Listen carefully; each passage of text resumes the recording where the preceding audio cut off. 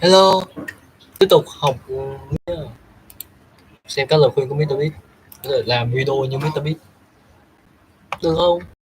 And so like the difference between a video spending a few $100,000 on a video or $1 million, you know what I mean? Like it's not like I can just magically start getting 150 million views a video. So that's why I'm building these other businesses and revenue streams. It's just so I can funnel the money back into my main and grow the main as big as possible. You know what I mean? What about from like a personal excitement level? Is there one channel or one project right now that's kind of like your baby? Even though you're focused on the main channel, you're like, nah, that's the one that I'm actually thinking about. I mean, there's so many different ones we're running, but obviously the philanthropy channel, because all the revenue generated on it goes towards our food pantry and literally feeding people. I like filming for that channel because like on the main channel, they're big productions. It's like $1 million most videos now, and it's like it's so much stressful. There's so much on the line. Whereas like philanthropy, I kind of just like I show up and it's like I purposely try to keep it fun because I'm not making any money off of it, so it's got to be fun or I'm not going to want to do it. And yeah, I've just really been enjoying running that. On the philanthropy side, can you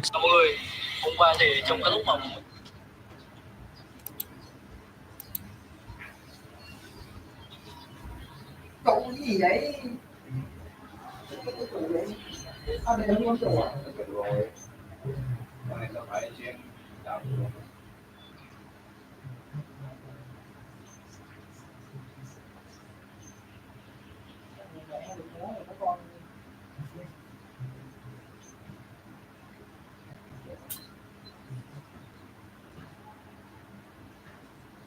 Nào bạn vậy?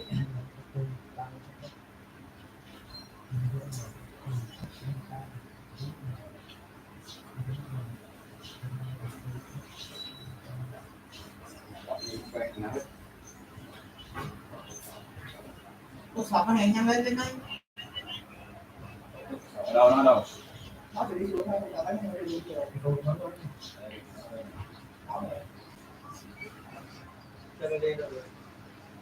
Salary. explain a bit more about what the vision is there and what the goal is for Beast Philanthropy? The goal for Beast Philanthropy is currently we have a food pantry. We have a ginormous warehouse. I'm showing it more in the upcoming videos. One thing that a lot of food pantries around us have is they don't have a large freezer or fridge to store large quantities of frozen goods. So we have like $100,000 massive fridge that's like the size of the house. All these. Sorry, I xin lỗi, mình đang đăng video. Từ từ, ok, từ từ.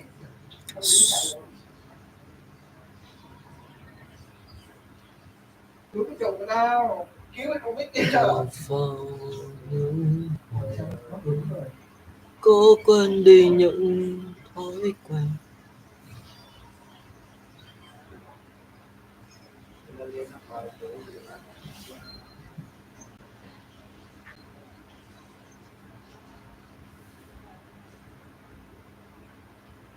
Anh em thì không họ được.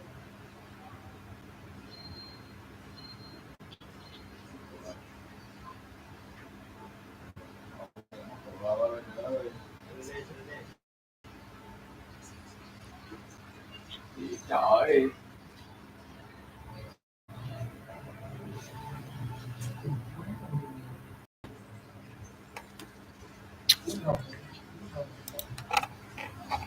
Ok.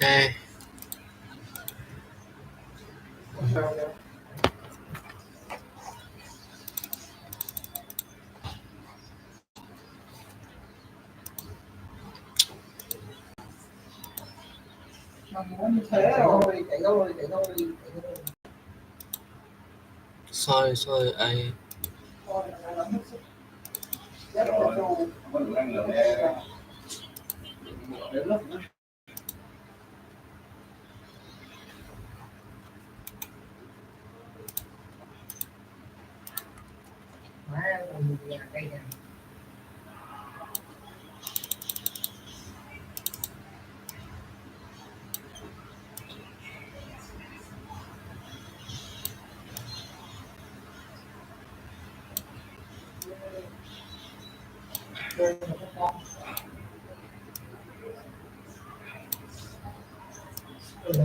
Ở kìa.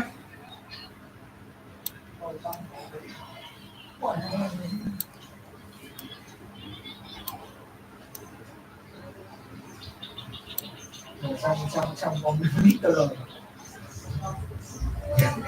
Còn cháu à.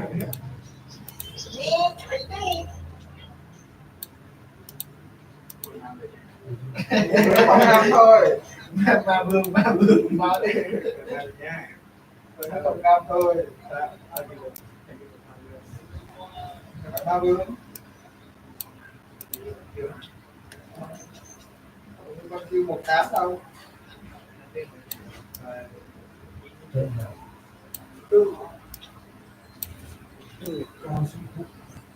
Tức là làm gì mà có một tí này nữa. Nó đi 18.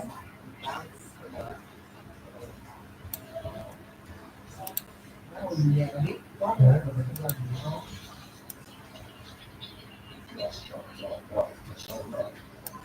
Mất cái gông ra đi. Ôi sao? Đây. Con kêu múa đi con kêu.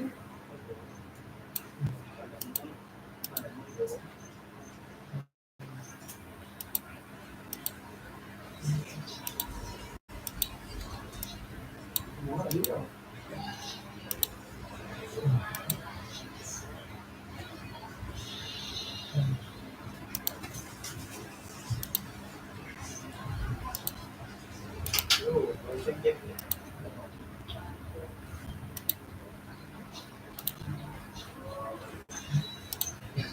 Chưa đâu bạn.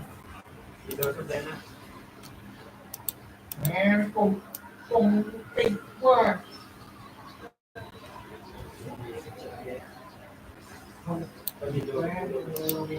Chết rồi, tông 6 rồi.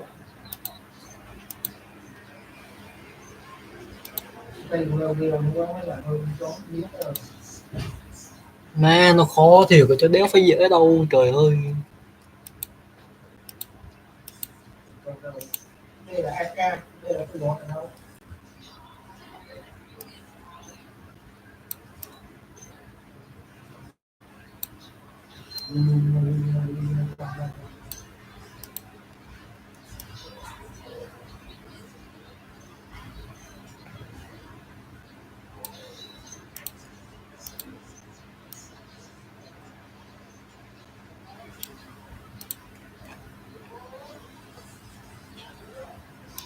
Má con lồn đi luôn nha, thì con mày nó bán gì.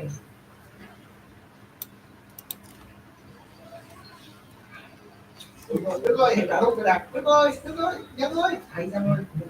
Bảo ơi đừng lách nữa Bảo, ngồi im nào. Anh Thương. Ngồi im đừng có lách nữa, đừng có rung nữa anh Thương. Tại sao? Bên kia sẽ quýnh lộn nha. Anh Thương em làm thế là không thương nữa đâu nhá. Em làm gì cho đến mà rung lách thế hả? Đi đâu ra vậy?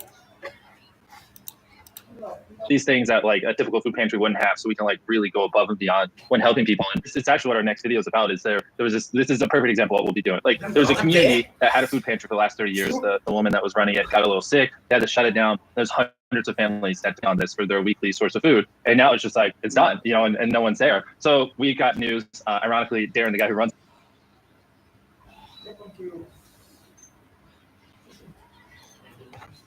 my food pantry, saw it in the newspaper. And after I got done making fun of him for reading the newspaper, we just 2 trucks full of food, just with boxes of meals, and then we just replaced them. And now, you know, we just go there and we people pull up with their car, we put like whatever a bunch of meals in them because of COVID. And so now, you know, their food source for the lower income people there disappeared, and we were able to just come in and make it seem like nothing ever happened, right? And so we're doing food drives community. We're supporting a bunch of communities, and it's just really just like figure out where we can add the most value. And that's what we're doing at the start, which is very expensive. Like it's hurtful for us because like we have the Mr. Beast channel, we have all these other channels that are spending millions of dollars a month. And on top of it, I'm trying to run this charity as well, which is why I started the channel, because I can't afford to do all this forever. So I need Beast Philanthropy to start generating revenue so I can keep this charity afloat, because like the last 8 months we've been running it, it's just been sucking directly out of my pocket, which is fine. That's why I did it, because it's fun. So I need Beast Philanthropy to generate revenue so we can first start covering as much as it's costing, because we're doing a lot of deliveries and it's very expensive. And then after that, once we start making profit on the philanthropy channel, grow and expand, like start servicing 10 communities, 20 communities, open up more food pantries in other parts, and hopefully in the future experiment homeless shelter, and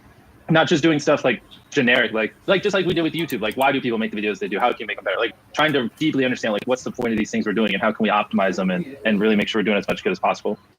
Did you grow up doing like philanthropic stuff? Has your connection to that Is that relatively new as you've started to grow, or is that something that you grew up involved in? Honestly, I've never really spoken about this, so it might take a lot to articulate it. But like, no, I didn't have much money growing up. I saved up literally like 3 months just to buy a microphone when I was a teenager for YouTube. So we didn't have much. But I think as I started to come into money, for me, it's always this weird thing. Like I enjoy working and I enjoy making videos and I enjoy making money, but it's like, what's the point? Like I don't care to buy a mansion. I don't care to do a lot of these things that people do with money. So I always just was like, I didn't really have like an end goal, and it always made me feel weird. It's like I'm devoting my life to like make YouTube videos, and the result I have to make money. But it's like, and then I did that video where I gave a homeless man 10 grand, and I started doing other videos to help people. And I'm not like gonna over exaggerate it. It's like, yeah, this makes me feel good. It's like I'm kind of happy. And if I had to choose between doing content that goes viral or doing content that goes viral while also helping people, it's like I'd rather do the one that also just helps people, because why not? When I'm older, probably in like my 50s or 60s, I just want to take all the money I make throughout my life. Maybe it's millions of dollars, tens of millions, hundreds of millions. Maybe it's a billion. I don't know. And I just want to take all that money and I want to just do as much good as possible, because what's the point? You don't take the money with you when you die. And yeah, to me, that's just like a world where I make a bunch of money and I don't help people and then I die, or a world where I make a bunch of money while helping people and give it away and help people, then die. Like the latter one just seems a little cooler. Like I'd just rather live that life. I don't have like a better answer besides, you know what I mean? How much of that mindset do you think has to do with operating in the town that you operate in the city that you operate in, that you're like still in North Carolina? Is where you are important to you? Like, does it affect, you think, how you've grown your company? I would not be able to do a lot of the earlier videos we did, or even a lot of the current ones in California, just because land's so much more expensive there. Like the warehouse I have and the land I have here probably would cost 10x if I bought it in California, or at least 5x. And like I'm already operating at very razor thin margins and like constantly running out of money, and then having to wait for the next YouTube paycheck so I can keep going. And so yeah, no, I think being here where things are a little bit cheaper, and I can have more space, and you know, also just like not as many people harass you here, like, you know, whereas in Hollywood, I'm sure like people, you know, there's paparazzi and all that other stuff. I'm grateful. Yeah, if I had to do it again, I would pick a place like this that's a little more remote than like a big city, which is counterintuitive to what a lot of people would tell you. You mentioned like the channel revenue is what's going to help finance the program. Is that the only way that the philanthropy is going to get financed, or are you hoping that maybe other creators will write checks to the charity, or like what are other ways that people can support, I guess? Yeah, at the start, I want it to be revenue that I generate just until we really get our foothold. Things get messy when you get donations. We need to have clear transparency of where the money's going. We need to probably have like quarterly, like, you know, vlogs where you can see it and all that stuff. And we have it in the works, but I think as of right now, like, you know, the videos, I'm making the videos, so like the revenue generated technically would have got to me, and we're just funneling it into the charity. And so I think that's the simplest way to go about it at the start. Like it's a legit charity. We have it registered. That's why it took so long. We've been doing this for 8 months, but like the paperwork and stuff. Đạt á, mày dụ tụi ấy, dụ tụi nhỏ không cho nó học mày. Kìa. Lì dữ mày.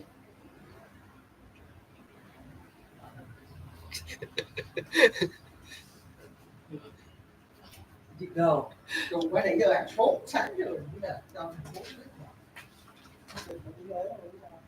Học đi, đừng chơi nữa. Takes forever to get approved. But yeah, in the future, donations, merch drops, ad revenue. I even have this cool concept that I think would be great, and I think would do millions of dollars in sales for the charities. Like, imagine a box that you could put in the trunk of your car, and in the box was like hot hand, a blanket, and some non-perishable food that's nutritious. Basically, anything and everything a homeless man would need, you know, to just make their life easier. And like, it's a box you could buy and then just leave in the trunk of your car, like 2 or 3 of them, not even like a big one. And then if you ever see a homeless person on the street, you can just hand them the box, and it would make their life probably 5 times easier, like exponentially better for them than if you just gave them a few bucks. And so I think that's something we could build on the philanthropy channel and then sell for a profit to raise money for our food pantry, and they would also do good. And so I don't just want to be generic and like, here's a shirt, you know, buy this and da, da, da. Like, we'll do that, but I also want to like build cool things like that are kind of on brand, and it's like a win-win all around. Man, that's a really good idea. Yeah, I think it's great. How is that not already a thing? Yeah, I was just thinking in my head, like, how has a government not thought about that? Or like, I mean, we live in Los Angeles where homelessness is a huge problem. Like that, how is someone in LA County not thought of that? That's a great idea. Exactly, because like, you know, giving them money, you know, if they have addiction or whatever. Not saying all, you know, homeless people do. Like, it's just, you know, you just don't know, and like, so a lot of people don't help them because they're worried of that. So like, this is obviously a no-brainer thing, and no matter what, you can't just help them, you know. By the way, Darren made that video. Like, your interaction with Darren in that video is so good. I've heard everyone's like, Darren stole the show. He stole the show. His look at the camera was like iconic. It was so good. Yeah. So I think, like, as you mentioned, having people that you can trust to help, you know, scale all of this stuff. The last time we talked, you had mentioned that you want to launch more channels. Philanthropy is obviously one of them, but we looked at your channel that's called Don't Subscribe.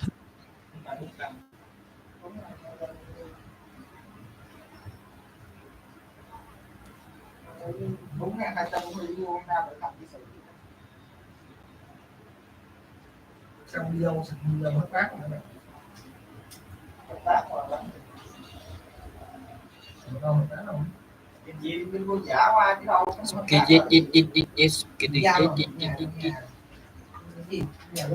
That's kind of the housing channel for all the different ones. Reacts, gaming, these formats are different for you because they are a little bit more what I'll call relaxed or simpler productions, but you're injecting like your own style into them. Why do you think launching multiple channels is the direction to go in this context on YouTube, rather than saying, hey, let's do a reacting format on Mr. Beast, or let's do a philanthropy video on Mr. Beast? I feel you. The thing is, like, you know, people come to channels for certain things, right? Obviously, I can't do gaming videos on a Mr. Beast channel because, you know, we're getting 30+ million views a video. Majority of them probably don't play Minecraft, you know.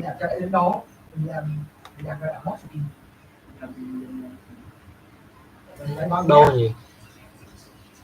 I mean, just statistically, they probably don't. So if I did gaming videos there, it just wouldn't make sense. It'd fragment the viewership, and you know, it'd hurt our returning viewers. We'd churn people. Same thing with reacts. So that's obviously, I think, you know, with the brain can piece together why all that stuff doesn't belong on the same channel. Better argument, and something I do fight with myself a lot, though, is that, like, what is the point of doing all those channels when you could just focus all the time on one, and that channel would obviously be more successful.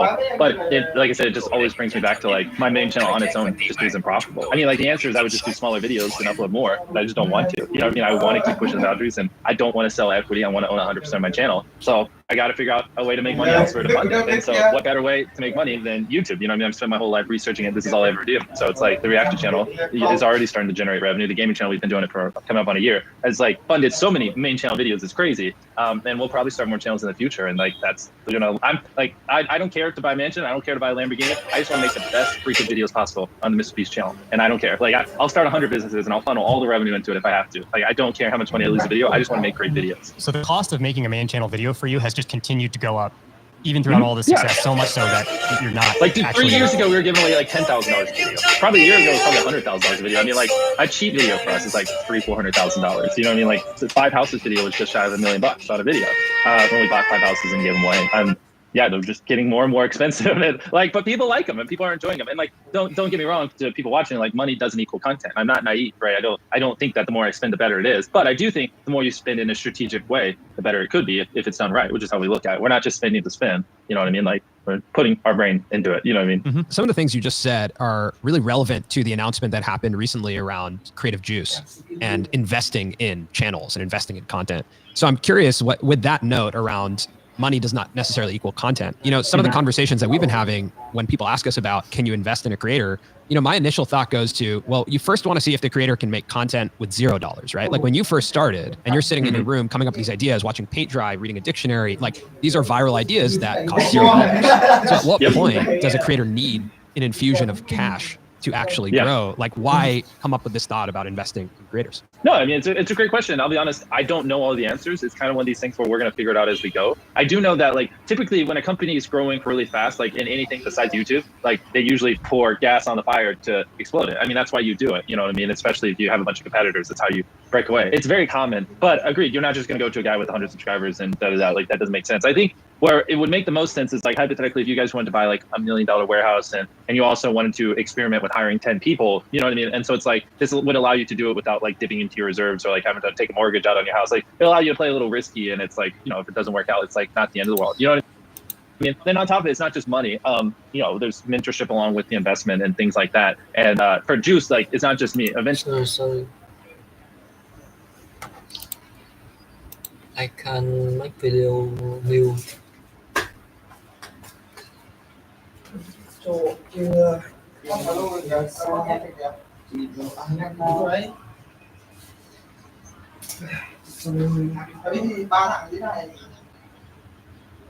SW150 một chân thôi sắp quên quá ta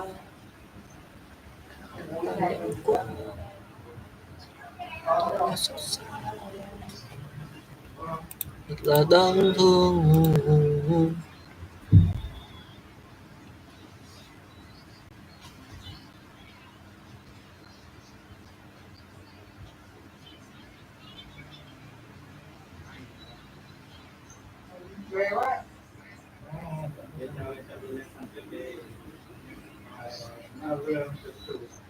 Mà vừa phục thù gì vậy?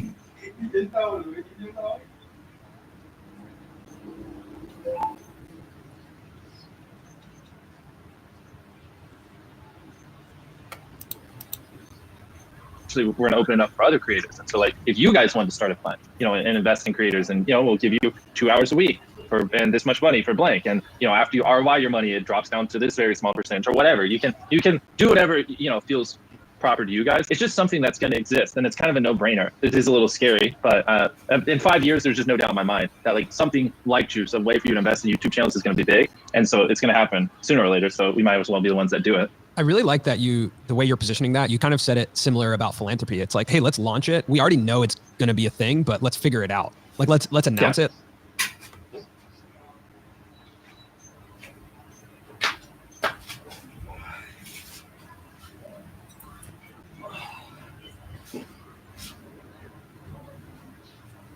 Let's state our intention, and then let's actually do the work to figure it out. Well, it's basically there. The thing is, we're going to just launch with my fund, but I hope one day, like everyone, like Marcus Brownlee or PewDiePie, I don't know, he doesn't seem like the super serious kind of guy, but if you wanted to, like you guys, like I think there's some real value in mentorship and stuff like that. And I've coached a ton of people how to go from like, you know, 10,000 subscribers to hundreds of thousands. And, you know, I used to talk to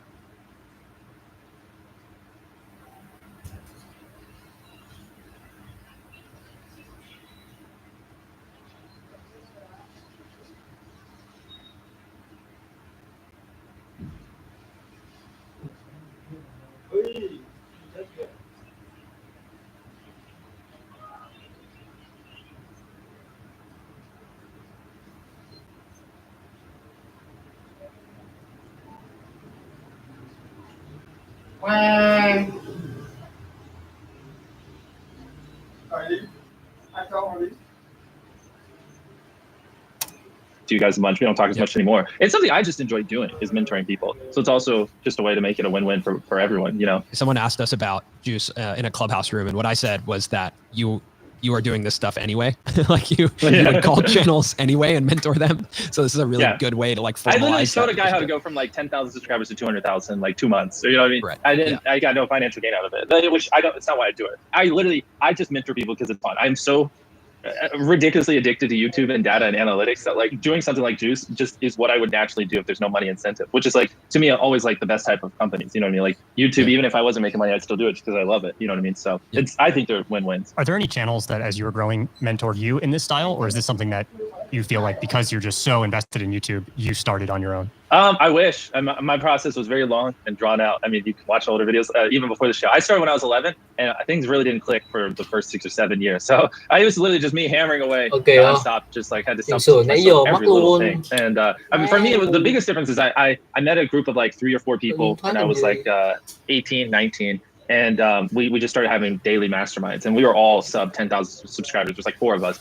and every day we'd roast each other's videos. We'd study things. We would just like, that's all we did. Like we one time literally had an 18-hour phone call, just like studying YouTube. That's how obsessed we were. And then we all magically hit 100,000 subscribers around the same time. We all hit 1 million subscribers within like 2 months. Like we all grew together because when one person learned something, we shared it with each other. Mine wasn't so much mentorship as much as just grinding away with a bunch of other equally clueless people until we just eventually figured it out. But I would say mentorship would be much more effective. Like if I talked to myself 5 years ago, I could tell myself 5 years ago how to be where I am now in like 2 years instead of 5. You know what I mean? Right. Like I know everything I need to know. Like if you gave me a channel with 100,000 subscribers, I could grow it back to tens of millions and way faster than I did before. Because it really is like knowledge is power, you know? On that note, when you look at Beast Reacts, Beast Gaming's, and Shorts, if you were to be able to invest in one of those, like let's say those 3 channels aren't yours, which one are you investing in and why? It's a hard one. I mean, so let's take the people that work out of the equation. Like if we're just investing purely, because like I have some very talented people at all those channels, and I wouldn't be able to do it without those people. But people outside just purely like the potential growth of the channels, I would say gaming's great, but like gaming does have a cap. You know what I mean? Like you don't see many gaming channels pulling 400+ million views a month. But like there are people like Sniper Wolf, you know, pulling 600 million views a month on reaction, and I feel like there's a lot of people in those high multi-hundred million, which this is not how I'd run the investment fund whatsoever. But purely just on like potential, I think Reacts, you know, in a year or 2 will be pulling more views a month than gaming. Like I see gaming as like a 300 million view channel a month, whereas like Reacts could get up to like 500 million views a month. That's so interesting. And Shorts, you came on the scene with Shorts pretty early, and it seems to be something. I was like the first person I know that made a Shorts channel. I made one, and then literally the next week everyone had one, because I was just like, I don't want to upload these on my main channel. I was like, like, I'll just make Mr. Shorts, and then now they're just everywhere. It's kind of funny how much influence, because I don't even know if that was the right decision. Like, why are we making shorts channels? I don't know. I just did it, and everyone's like, oh, he knows what he's doing. Let's all do it. Well, when you and I talked about it in December, you had mentioned that it was pulling a much bigger international audience, and I thought that was really interesting, especially in India because they had lost TikTok.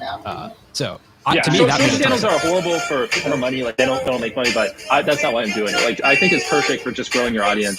It's fun and it's a little bit of a hedge. Like if short form does keep blowing up and growing, like you probably would want there's a lot of people that watch Twitch religiously that don't even know I exist, right? And but like XQC, like they think he's like the biggest person ever, you know, because he's large on Twitch. And like there are a lot of people who only watch YouTube that have no idea that XQC exists. You know what I mean? And so I think same thing with TikTok, same thing with every medium. Like you want to at least be involved in some way because everything has these subset of people that like 90% of their social media is on that thing. And if you're not on that, you just don't exist on the planet to them, you know? So let's say that someone does have 100,000 subscribers. They're tracking pretty well on YouTube and they want to pitch you to get financing and mentorship. Like, what are the key elements that you're looking for or that you think make that channel? Like I said, that we'll figure all that out when it comes. I don't know. And honestly, I'm probably going to make mistakes on the first few. I just don't know. Like we have our data that will predict how well they'll do and stuff like that. But my goal isn't to just squeeze people dry and like, you know, give them bad deals. Like, I genuinely want to create win-wins. And so what a win-win's like, don't know. To me, you know, it might seem like, yo, after ROI drops down to a low percent or whatever.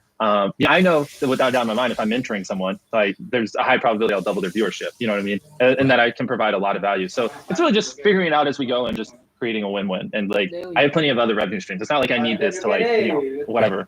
So I'm just trying to have some fun and create a platform for, which by the way, Juice isn't mine. We have a lot of people involved in it. But yeah, create something that could be cool.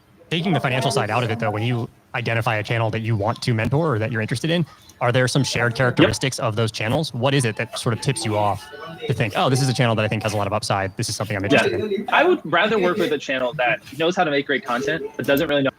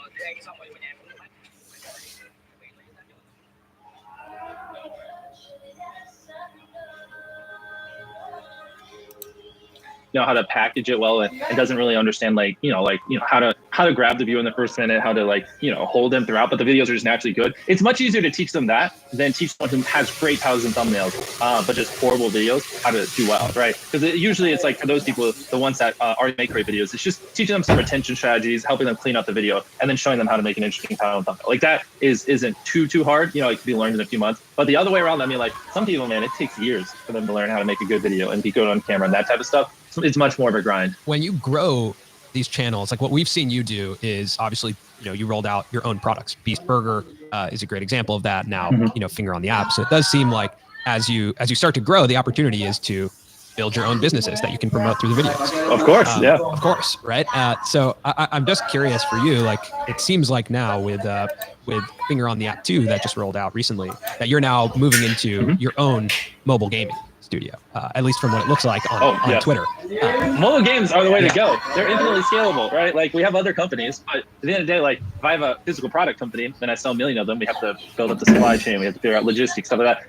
Million downloads, you could do that in the next minute. It doesn't matter. Like it's infinitely scalable. Mobile games software is like in the perfect world. That's where you are. It's just so much better. Like once you're done, you're done. You know what I mean? Until the next update. It's great. And that aside, I love making amazing apps and stuff like that. So we have some really big ones down the pipe. I want to get to a world eventually where like every quarter we're just dropping like an insanely big game. Like Finger on the app, in my opinion, isn't that great. Like it's cool, but it's